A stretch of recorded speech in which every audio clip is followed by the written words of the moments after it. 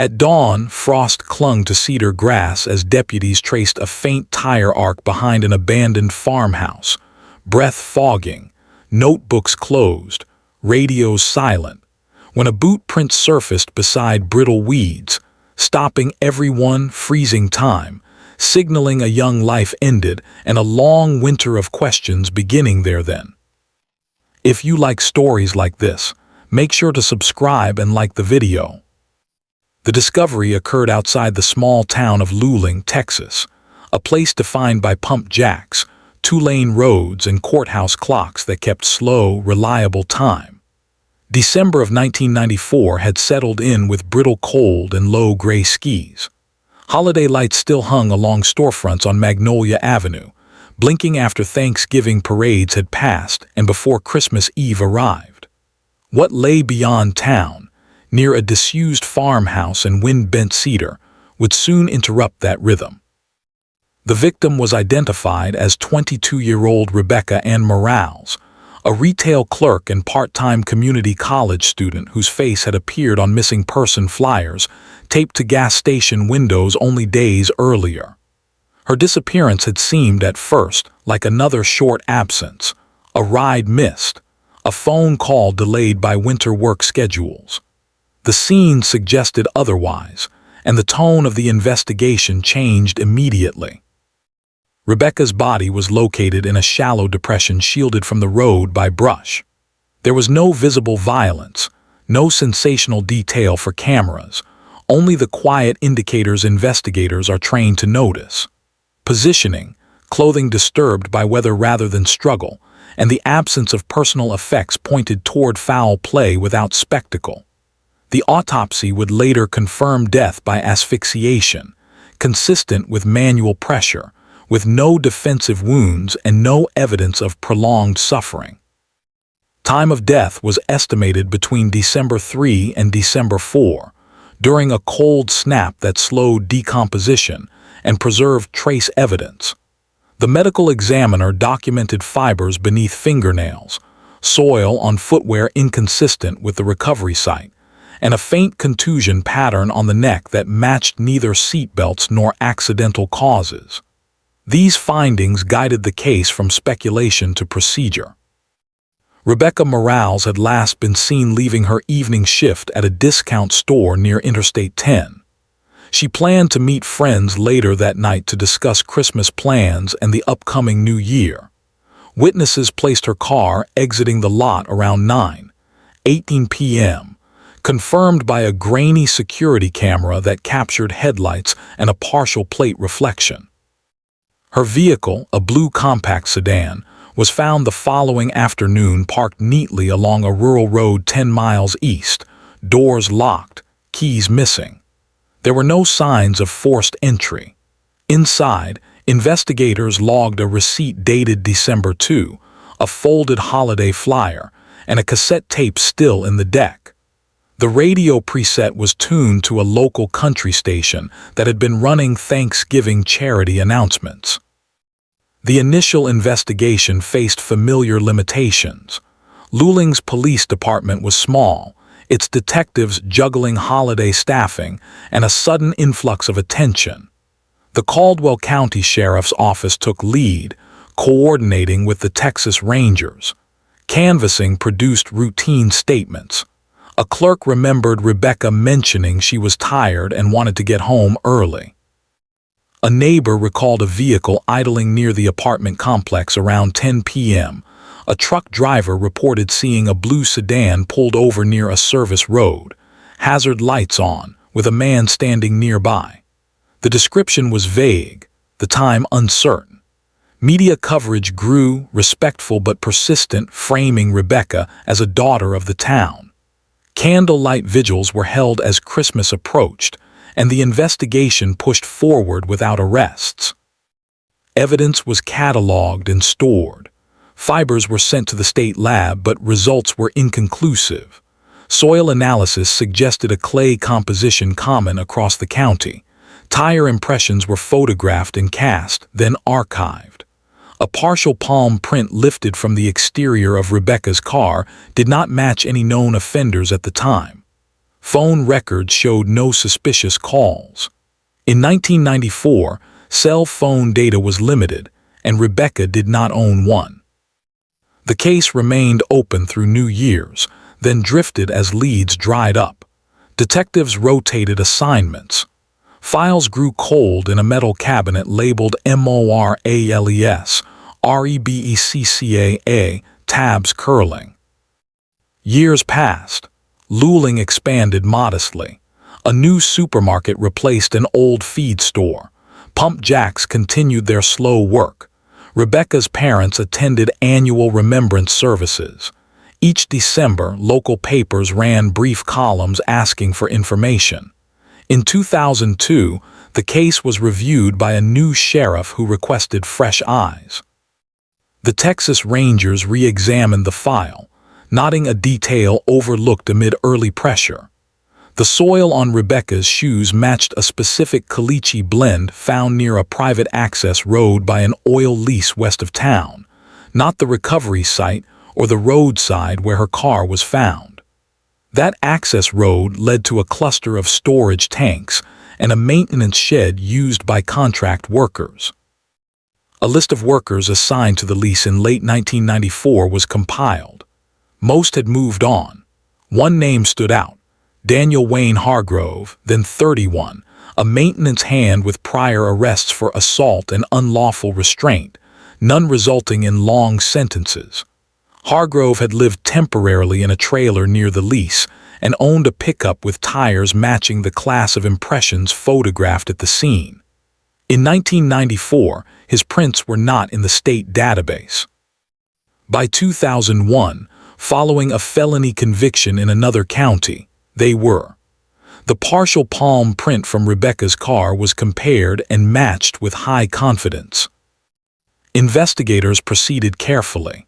They corroborated Hargrove's employment records, placing him on the lease the night Rebecca disappeared. A coworker interview from 1994, previously deemed insignificant, was revisited. The coworker had mentioned Hargrove left early, citing a vehicle problem. Fuel receipts placed Hargrove near Interstate 10 within the relevant window. A re-interview of the truck driver refined the earlier sighting. A light-colored pickup with a ladder rack, consistent with Hargrove's vehicle at the time.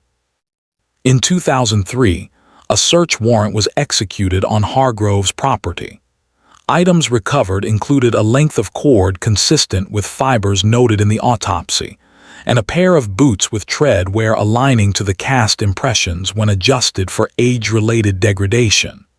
Forensic testing, improved since 1994, linked fibers beneath Rebecca's nails to material from the cord. DNA technology, unavailable at the time of the crime, extracted a profile from skin cells on Rebecca's jacket collar. It matched Hargrove. The arrest occurred quietly in November, just before Thanksgiving. Hargrove was taken into custody without incident. The community reacted with a restrained shock that settled into grim acceptance. Court filings detailed a timeline reconstructed from records and interviews. Prosecutors argued that Hargrove encountered Rebecca near the service road after inducing her to stop, likely under the pretense of assistance. The lack of defensive wounds suggested compliance followed by sudden restraint. The jury heard from forensic experts, investigators, and Rebecca's family. There was no theatrical confession, only evidence layered methodically. In 2004, Daniel Wayne Hargrove was convicted of murder and sentenced to life imprisonment. Appeals were denied. The case closure brought a measure of relief that arrived unevenly. Rebecca Morales was remembered in a small memorial near the courthouse. Each December, lights were added quietly.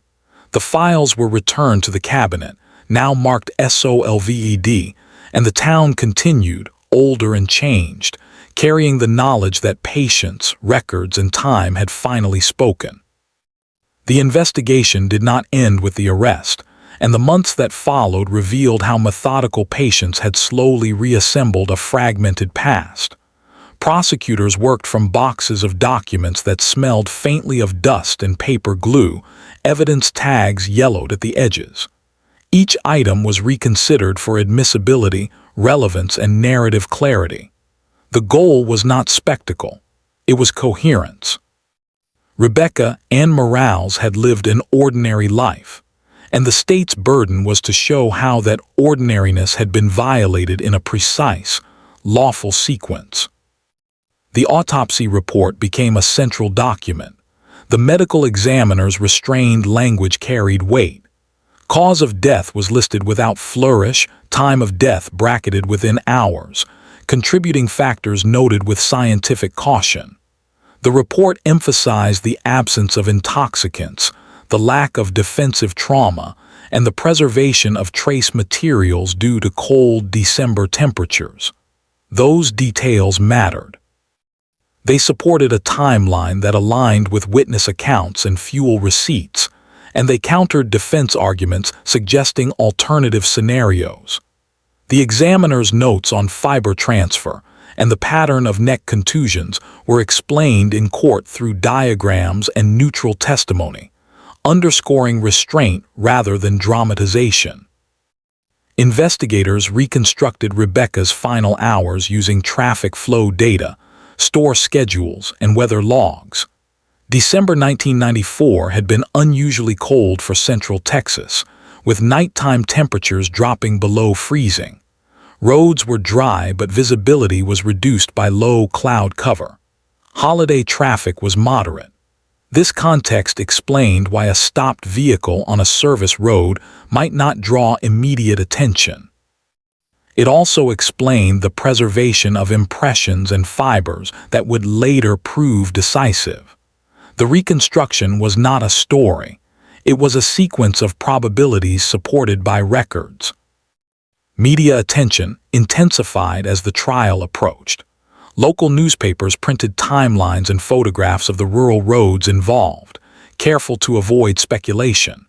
Television segments focused on the longevity of the case and the advances in forensic science that made resolution possible. The tone reflected the audience, older residents who remembered the winter of 1994 and younger viewers who learned the town's history through the case. There were no reenactments, no dramatic music. The emphasis was on how time had not erased accountability. Witness interviews from the original investigation were read back into the record where appropriate. Some witnesses had moved away, some had passed on, but their statements remained. A clerk's recollection of Rebecca's routine was used to establish normalcy. A neighbor's memory of an idling vehicle gained significance when paired with employment records. The truck driver's refined description was presented with the limitations acknowledged. Each piece was contextualized, not overstated. The court was asked to consider accumulation, not coincidence. The defense challenged the reliability of decades-old evidence. Chain of custody logs were scrutinized. Investigators responded with documentation showing secure storage and consistent handling. The palm print, once an isolated fragment, was now a linchpin supported by database confirmation and expert comparison. DNA evidence was presented conservatively, with probability ranges explained in plain terms. The jury was instructed on how to weigh scientific testimony without granting it infallibility. This approach resonated with an audience accustomed to careful judgment rather than rapid conclusions. Rebecca's family attended the proceedings quietly. Their presence was noted but not exploited. Victim impact statements were reserved for sentencing, where they were delivered without rhetoric.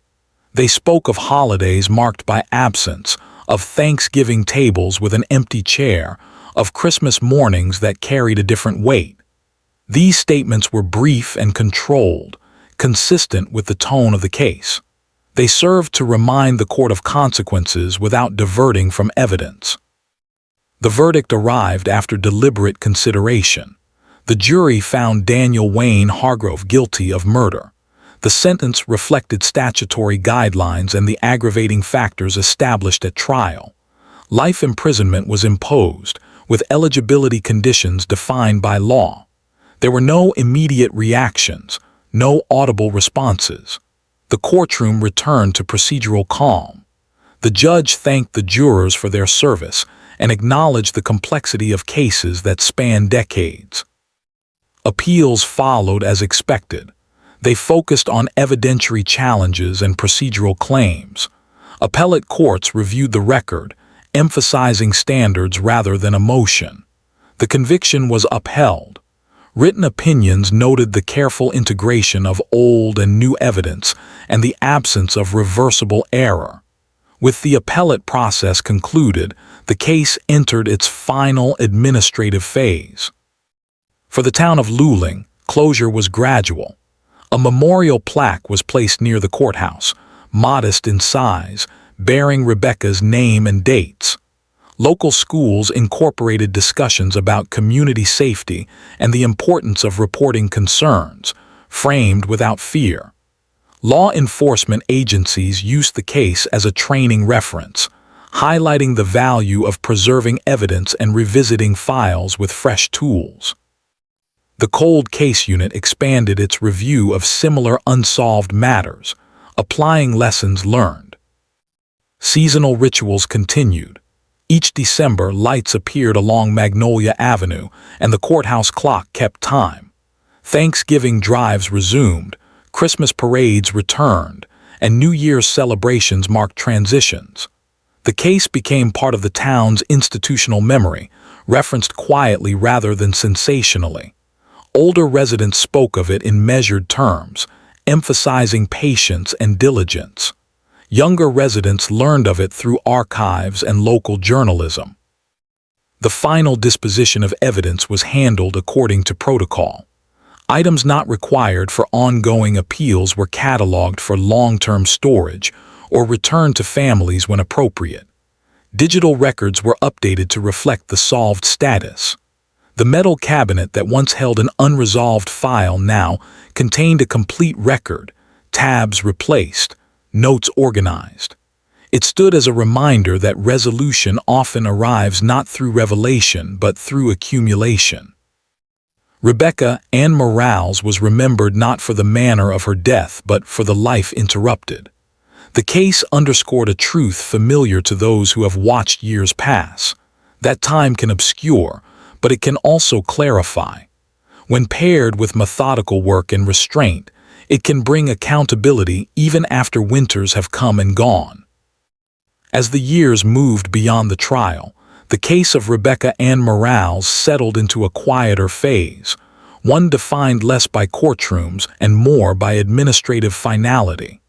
Law enforcement agencies closed active leads and archived supplementary materials. The Texas Department of Public Safety updated its databases, marking the case resolved through forensic linkage and lawful prosecution. For investigators who had inherited the file decades after the crime, the conclusion validated a philosophy that evidence, when preserved, retains its voice even as memories fade. The cold case review that led to the arrest became a model within the region. Training seminars referenced the Morales investigation when discussing the importance of retaining physical evidence beyond statutory minimums. The fiber samples, the partial palm print, the tire cast impressions, and the soil analysis all demonstrated how fragments once deemed insufficient could later converge into a coherent evidentiary chain. These lessons were shared without drama, presented as procedural advancements rather than triumphs. The focus remained on discipline and continuity. Local media revisited the story one final time following the exhaustion of appeals. Articles reflected on the contrast between the winter of 1994 and the present day, noting changes in the town's landscape and population. Photographs showed updated storefronts alongside archival images of missing person flyers that had once lined bulletin boards. The coverage avoided speculation, emphasizing verified facts and the patience required to achieve resolution. Readers were reminded that the outcome was the product of incremental progress rather than a sudden breakthrough. Rebecca's family chose a reserved path forward. They declined extended interviews, issuing a brief statement expressing appreciation for the investigators who had not allowed the case to disappear. Their words reflected relief tempered by the permanence of loss. Holidays continued to arrive with predictability, and each Thanksgiving and Christmas carried reminders of absence alongside traditions maintained. The family's approach mirrored the tone of the investigation itself, composed, factual, and focused on remembrance rather than exposure. The convicted offender entered the correctional system, where his case became one among many. Intake records documented the sentence and conditions. There were no public statements, no attempts to reframe the narrative. Parole eligibility was governed by statute, and subsequent reviews adhered to established criteria. The legal system's involvement narrowed to routine oversight, a mechanical continuation after years of scrutiny. The case no longer required attention to maintain integrity. It required only adherence to process. In the community, the case influenced subtle changes in awareness. Local businesses adjusted closing procedures, improved lighting, and coordinated informal watch programs. These measures were not attributed publicly to the Morales case, but residents understood their origin. The response was practical rather than reactive, shaped by an understanding that safety emerges from habits as much as from enforcement. Town meetings addressed these topics briefly, then moved on to budgets and infrastructure. Archival preservation became a priority. The county invested in digitizing old records, including the Morales file. Scanned reports, photographs, and lab results were indexed for secure access. This effort ensured that future reviews would not depend solely on physical storage. It also reflected an acknowledgement that time changes not only technology, but expectations of accessibility and accountability. The digitization process was thorough, verifying metadata and cross-referencing entries to prevent loss. The Morales case also prompted renewed attention to unsolved files from the same era. Investigators reviewed patterns, looking for overlooked connections. While no immediate arrests followed, the process reinforced a culture of reevaluation. Cold cases were no longer seen as static failures, but as suspended inquiries awaiting new tools. This perspective resonated with seasoned officers who had witnessed advancements in forensic science and data analysis over their careers. Seasonal context remained inseparable from the memory of the case. December in Central Texas brought colder mornings and shorter days, and with them recollections of the original discovery. Law enforcement schedules still adjusted for holidays, and training sessions acknowledged the logistical challenges of winter investigations. These references were practical, grounded in experience rather than sentiment. The Morales case served as an example of how environmental factors influence evidence preservation and investigative packing.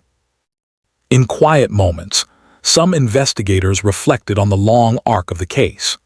They recalled the initial limitations of the mid-1990s, when databases were fragmented and laboratory turnaround times were slow. They contrasted that period with the early 2000s, when integration and standardization improved outcomes. These reflections were shared informally, reinforcing professional identity and continuity across generations of officers. The case bridged eras, connecting practices that once seemed sufficient with those that later proved necessary. The courthouse maintained its routines. Files were checked out and returned, calendars updated, and proceedings scheduled. The Morales case occasionally surfaced during orientation for new clerks, illustrating the importance of meticulous record-keeping. The lesson was straightforward. Accuracy at every stage matters, even when the significance is not immediately apparent. This institutional memory ensured that the case's influence persisted beyond its resolution. Rebecca Ann Morales remained present in the town's consciousness through modest remembrance. There were no annual ceremonies beyond family observances, no public anniversaries. Her name appeared in archival lists of resolved cases and in internal reports that measured clearance rates. This understated presence aligned with the values of the community, which favored continuity over commemoration. The case had reached its end not with a crescendo, but with a settled acknowledgement of truth established. The resolution affirmed a principle familiar to those who have lived long enough to see cycles repeat. That time does not absolve responsibility, and that diligence can outlast obscurity. The Morales investigation concluded as it began, within the framework of procedure and restraint. Its legacy lay not in notoriety but in demonstration, showing that even after decades, a cold case can be brought to lawful closure through patience, preservation, and respect for evidence. In the final accounting, the Morales case came to rest within the ordinary machinery of law and memory, where resolved cases ultimately belong. The paperwork was complete, the sentence recorded, and the appeals exhausted. What remained was not an open question but a settled record, one that could be consulted without uncertainty. For those who had followed the case from its beginning, this mattered. Certainty, even when painful, carries a weight different from doubt. The quiet aftermath revealed how resolution alters a community slowly rather than all at once. There was no single moment when grief lifted or when justice felt complete. Instead, there were small changes. Rebecca Ann Morales' parents began to speak of her in the present tense less often, not because memory faded, but because the struggle to be heard had ended. They no longer needed to ask for attention, to remind others that a crime remained unanswered. The answer existed, written into court transcripts and appellate decisions. Law enforcement leadership in Caldwell County issued an internal summary closing the investigation. It outlined the procedural milestones, the evidentiary breakthroughs, and the legal conclusions. This document was not public-facing, but it served a purpose within the institution. It allowed future investigators to understand why certain decisions were made and how long-term preservation had enabled success. The tone was factual, almost spare, reflecting professional satisfaction without celebration. The convicted offender's life narrowed to routine within the correctional system. Classification reviews, periodic evaluations, and compliance with institutional rules replaced the mobility he once had. The case file followed him only as a number and a sentence length. For the state, the matter was complete. For the system, it was one of many processed according to uniform standards. The absence of attention was itself a sign that the process had worked as designed. Each December, the town returned to familiar rhythms. Storefronts decorated for Christmas, the courthouse steps gathered wreaths, and local charities organized food drives around Thanksgiving. These rituals continued uninterrupted, yet they carried a quieter awareness. Residents who remembered 1994 recalled how quickly ordinary evenings can fracture. That understanding did not dominate conversation, but it informed caution, especially among older residents who had lived long enough to see patterns repeat. The Morales case entered local history not as legend but as reference. Teachers discussing civic responsibility mentioned it briefly when explaining how investigations evolve. Journalists cited it when writing about advances in forensic science. It was used to illustrate patience and institutional memory rather than fear. This framing mattered to a community that valued steadiness and continuity. The physical locations associated with the case changed. The abandoned farmhouse was eventually demolished. The service road near the oil lease was resurfaced. Rebecca's apartment complex was renovated, paint refreshed, lighting improved. These changes did not erase what had happened, but they shifted the landscape so that the past no longer dominated the present. New residents moved through spaces unaware of their history, while long-time residents carried quiet knowledge without insisting upon it. Records management ensured that the case would not be lost again. Digital archives included scanned photographs, lab reports, and court filings. Access controls balanced transparency with privacy. This preservation was not symbolic. It was practical, ensuring that if questions arose, answers would be traceable. The system acknowledged that closure depends not only on verdicts but on records that can withstand time. Rebecca Ann Morale's name appeared in the final annual crime statistics as a solved homicide. The notation was small, a line among many, but it represented years of effort. Clearance rates improved incrementally, reflecting a broader trend in which cold cases were revisited with new tools. The Morale's investigation contributed to that improvement in a measurable way, demonstrating that investment in review yields results. For the family, private remembrance replaced public appeals. Holidays were marked with intention rather than vigilance. Christmas mornings remained difficult, but they were no longer accompanied by unanswered questions. Thanksgiving gatherings included stories of Rebecca's humor and plans, shared without the urgency that once pressed every recollection. Grief remained, but it existed alongside acceptance. The community's response matured into a quiet confidence in process. Residents understood that justice does not always arrive quickly, but it can arrive faithfully. This understanding aligned with the values of an older audience, one accustomed to waiting, to trusting systems while acknowledging their imperfections. The Morale's case affirmed that trust without romanticizing it. As years continued to pass, the case receded from daily thought. It surfaced occasionally, prompted by an anniversary or a training seminar, then settled again. This ebb was natural. Resolution allowed the town to move forward without denial. The knowledge that diligence had prevailed provided a foundation for that movement. In the end, the story concluded without spectacle. A young woman's life had been taken, a man had been held accountable, and a community had endured the interval between those truths. The distance between December 1994 and the final judgment measured not only time but commitment. Rebecca Ann Morale's case stood as evidence that even when winters accumulate and memories thin, methodical work can restore clarity. The file remained closed, the record intact, and the silence that followed was the silence of completion, not forgetting.